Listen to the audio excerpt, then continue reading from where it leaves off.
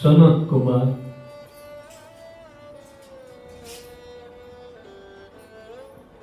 नंदीश्वर जी से प्रश्न करते हैं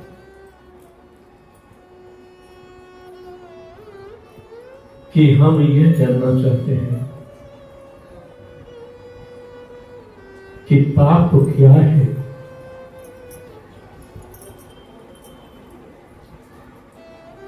और उसकी सजा क्या है, उसका दंड क्या है और दंड कहां मिलता है, वो स्थान कहां है, कौन ले जाता है और कौन से मार्ग से ले जाता है। नंदीश्वर से बड़े प्रसन्न हुए। उन्होंने कहा, ये तुमने बहुत सुंदर प्रश्न किया है जो कर्म का गहन सार है।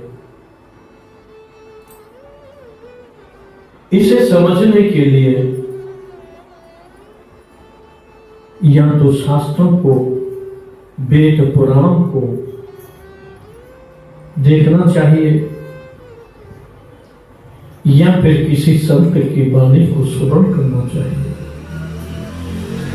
जिससे जो संशय है उसका समाधान हो सके। ये जगत परीक्षा का केंद्र है। यहां जो आता है सब परीक्षा देने के लिए आते हैं और जो परीक्षा में पास होता है वो उच्च लोगों को जाता है, अपने स्थान को जाता है, और जो परीक्षा में फेल होता है वो फिर नरक यातनाओं को भोगता है, शारीरिक कष्ट पाता है। ये सिद्धांत है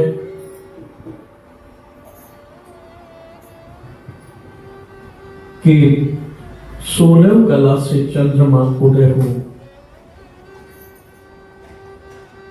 असंख्य तारे गण टिमटिमाते हों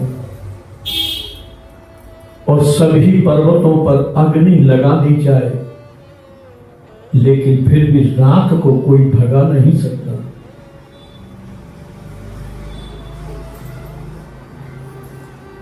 रात तभी भागती है जब सूर्योदय होता है। उसी प्रकार इस हृदय में अज्ञान भरा हुआ है और वे अज्ञान रूपी रात्रि तभी ही जाएगी जब ज्ञान रूपी सूर्य हृदय में प्रकट होगा या ज्ञान प्राप्त होगा। जब तक अज्ञान रहता है तब तक मनुष्य महान पाप से पाप, अधम से अधम कार्य करता है, क्योंकि उसे फल की पता नहीं, उसे ये ज्ञान नहीं कि अच्छा है कि बुरा है, उसे जो दिखता है वही कर डालता है। सकल गिरिन दवलाभिये बिनु रघुनाथ न जाए।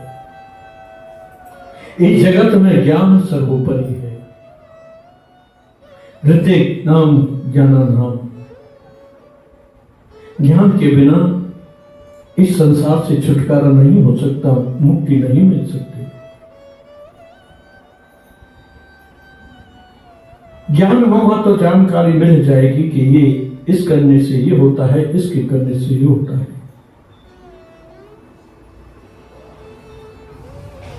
ये 12 प्रकार के कर्म बताए गए हैं।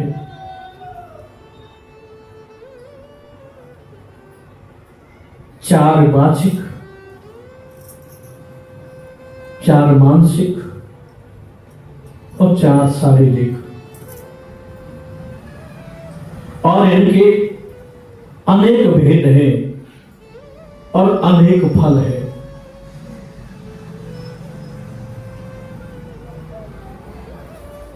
शरीर के, मन के, वचन के ये जो कर्म हैं वो अच्छे बनते हैं और बुरे बनते हैं। ज्ञानी लोग जान लेते हैं कि ये अच्छा है, उसे करते हैं, ये बुरा है, उसे नहीं करते। इसलिए ज्ञान जीवन में आवश्यक है।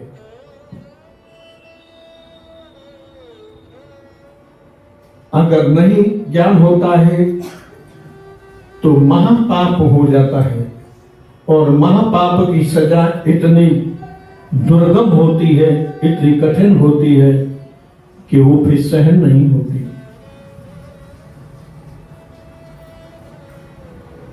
पाप कर्म करते समय लोग हंसते हैं, मुस्कुराते हैं, प्रसन्न होते हैं, लेकिन जब पाप की सजा मिलती है तब फिर आंसू भी कम पड़ जाते हैं। ज्ञान होता है तो वो ऐसे पाप कर्म से बच जाता है जिससे आंखों से अश्रु की धारा बहने लगे। शारीरिक पाप, जैसे खाने के लिए भगवान ने सब कुछ दिया है और जो खाने योग्य नहीं है उससे जो खाता है ये महापाप की श्रेणी में आता है और उसकी बहुत बड़ी सजा मिलती है। जो भक्ष्य है उसे भक्षण करे, जो अभक्ष्य है उसका त्याग कर दे। जैसे अभक्ष्य में मांस है, मदरा है, ये नाना प्रकार की जो निषेध वस्तुएं हैं उनका त्याग कर देना चाहिए। अगर इनका कोई त्याग नहीं करता तो उसे इतना भयानक दंड मिलता है जो आगे जिस पर वर्णन किया जाएगा, जिसके ऊपर बताया जाएगा कि किस पाप से कौन सी सजा मिलती है।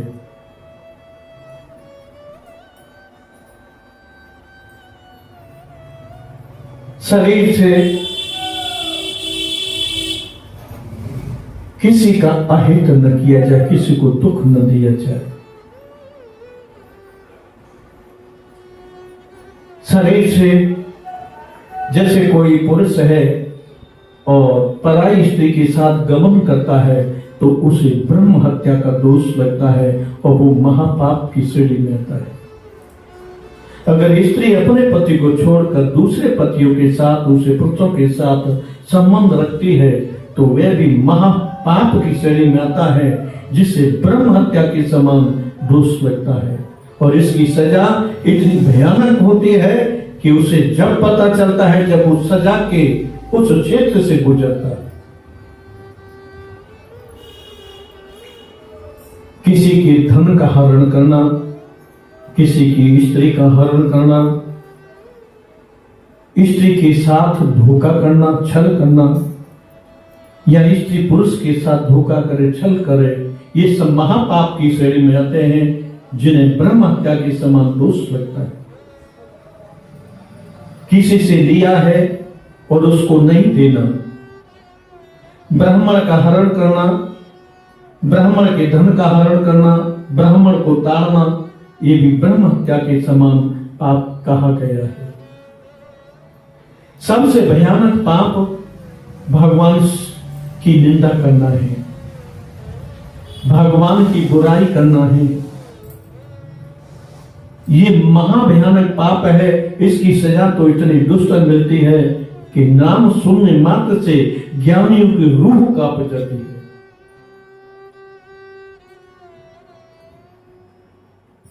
भगवान की कहीं निंदा हो रही हो तो उस निंदा को भी न सुना जाए। जितना करने से मिलता है उतना ही फल कराने से मिलता है।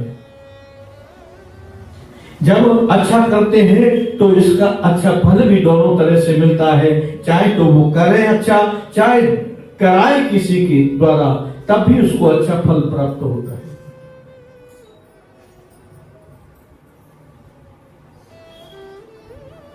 किसी का वध कर देना, किसी वस्तुओं को चुरा लेना, दूध, दही, तेल, घृत, शाक, ईख, मदरा, मांस, कुछ भी किसी का चुराते हैं तो ये उपपातक की श्रेणी में आता है और इसकी बहुत बड़ी सजा मिलती है। भगवान की निंदा के साथ साधु की निंदा जो करते हैं या जो सुनते हैं वो भी महापाप की श्रेणी में आता है। उससे भी भयानक गुरु की निंदा करने वाला और गुरु से ईर्ष्या करने वाला तो 100 करोड़ वर्ष तक नरक में पड़ा रहता है। फिर वहां से उसे 1 करोड़ वर्ष के बाद छुटकारा मिलता है। फिर वह अधम योनियों में जन्म लेता है जहां नाना प्रकार से शारीरिक कष्ट भोगता है। इनकी सजा जो शास्त्र के मार्ग से नहीं चलते, जो गुरु के बताए हुए मार्ग से नहीं चलते, जो माता पिता की आज्ञा का पालन नहीं करते, उन्हें भी भयानक दंड मिलता है। जो विवाह करने के बाद ससुराल में अपने घर परिवार को समझे न और उनकी सेवा न करे, वह भी महापाप की श्रेणी में आता है। या फिर जिसका पति वो सही मार्ग से चल रही हो, उसके ऊपर संदेह करता है और उसे उत्पीड़न करता है, तो वो पुरुष भी महापाप की श्रेणी में आता है, जिसकी सजा भयानक होती है। किसी को जहर देकर मारना, किसी के साथ दुर्व्यवहार करना, किसी को बिना कारण कष्ट पहुंचाना, ये सब महापाप की श्रेणी में आते हैं, जिनकी सजा इतनी भयानक होती है कि फिर बचना मुश्किल हो जाता है। इसमें कोई भी प्राणी ऐसा नहीं होता जिसे यमलोक नहीं जाना होता। चाहे वो चित्रगुप्त हो, चाहे वशिष्ठ जी हो, चाहे यमदग्नि हो, चाहे कोई भी संत हो, चाहे कोई असंत हो, चाहे कोई राजा हो, चाहे कोई प्रजा हो, सबको यमलोक में तो जाना ही पड़ता है शरीर छोड़ने के बाद। लेकिन यमलोक में जाने के 4 मार्ग हैं। मुख्यतः 2 मार्ग प्रसिद्ध है। जो यहां सत्कर्म करते हैं, शुभ कार्य करते हैं, उनको पूर्व दिशा की मार्ग से ले जाया जाता है, जहां बहुत नजदीक का मार्ग होता है, बहुत सौम्य होता है, बहुत सुखदायक होता है और उसे कोई वहां उस मार्ग में कष्ट नहीं होता। जो भयानक पाप करते हैं, जो दुष्ट बुद्धि को प्रयोग करते हैं, उन्हें दक्षिण दिशा के मार्ग से ले जाया जाता है, जहां भयानक मार्ग होता है, इतना दुर्गम होता है कि जिसका वर्णन करना भी बहुत मुश्किल होता है। दक्षिण का मार्ग इतना भयानक है कि जलते हुए अंगारों पर चलना होता है। अगर पानी का मार्ग आता है तो पानी के अंदर लोहे की कीलें लगी होती हैं, चलते समय वो पैर में चुभती हैं तो भयानक पीड़ा होती है। इस तरह से बहुत बड़े मार्ग को उसको तय करना होता है। खासियत वहां यह है कि यहां शरीर छोड़ने के बाद जो जीव होता है वो सूक्ष्म होता है, वो कहीं भी किसी भी स्थिति में डाला जाए वो मरता नहीं है। मरता तो ये शरीर है। शरीर मरने के बाद, शरीर छूटने के बाद जीव को यमराज के दूत ले जाते हैं। जब वो कील पर चलता है तो उसे भयानक दर्द होता है, पीड़ा होती है। चलने से मना करता है तो पीछे से यमराज के दूत उसे कोड़े मारते हैं और जबरदस्ती से उसे आगे खींचते हैं। फिर भी चढ़ने के लिए वो आनाकानी करता है तो बड़ी बड़ी कीलें उसके कानों में ठोक दी जाती है और उनमें रस्सी बांधकर उसे घसीटा जाता है। आगे भयानक मार्ग में जलती हुई अग्नि मिलती है और वो जलती हुई अग्नि को पार करना होता है। जब उसमें चलता है तो उसे भारी वेदना होती है, बहुत पीड़ा होती है, लेकिन उसे निकलना होगा। अगर नहीं निकलता है तो उसे मार पड़ती है। इसलिए वो भय की वजह से चलता है, रोता है, कराता है, चिल्लाता है, परंतु उसे आगे बढ़ना ही होता है। वहां से जब पार कर जाता है तो भयानक बर्फ का मार्ग मिलता है। वह मार्ग इतना ठंडा होता है कि ठंड से वो कांपने लगता है, चिल्लाता है, लेकिन वो भी उसे पार करना होता है। फिर वहां से आगे भिष्टा का मार्ग होता है। उस भिष्टा के मार्ग में भिष्टा के कीड़ा पड़े होते हैं, वो इतनी बदबू और गंदगी होती है कि उसमें होकर के उसे निकलना होता है। और भिष्टा के कीड़ा उसको इतना डंक मारते हैं कि वो बहुत चिल्लाता है, रोता है। अग्नि में प्रवेश करता है तो मरता नहीं, दर्द होता है, चिल्लाता है, क्योंकि मरने वाली चीज उसके पास कुछ है ही नहीं। जीव अमर है, लेकिन उसे दंड बहुत मिलता है। और वहां जाकर के जब वो सोचता है कि मैंने ये कर्म किया, इस कर्म से मुझे यह सजा मिल रही है, तब बहुत पछताता है, लेकिन कुछ कर नहीं सकता, उसे भोगना पड़ता है। ये हाल इस जगत का भी है। छोटे छोटे बालक होते हैं, उनको पढ़ने के लिए कहा जाए तो पढ़ने के लिए नहीं जाते, खेलने में उनका बड़ा मन लगता है। लेकिन माता पिता जानते हैं कि खेलने से इसका भला नहीं होगा, उसको डांटते हैं, पीटते हैं, लेकिन फिर भी बालक रोता है और उनके विषय में बुरा सोचता है कि ये मुझे क्यों मार रहे हैं, क्यों भेज रहे हैं।